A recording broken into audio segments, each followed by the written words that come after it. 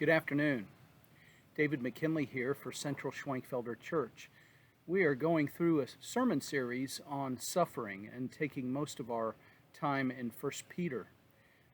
This first letter of the Apostle Peter has much to say about how Christians should behave when they're under stress. And chapter 3 gives us a lot of information on relationships, how husbands and wives ought to treat each other, how Christians ought to operate in a culture that is pagan and secular, as well as how Christians should treat one another.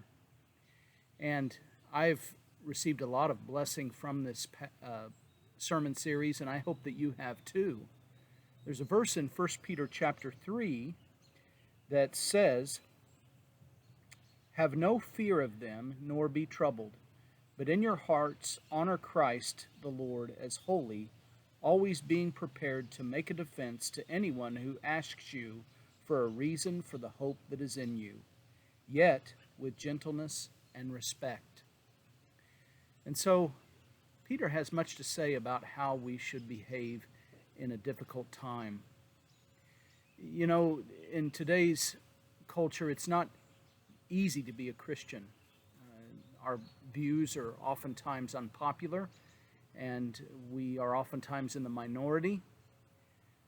But as we encounter opposition and a world that doesn't understand our devotion to the Lord Jesus, it is important to be faithful.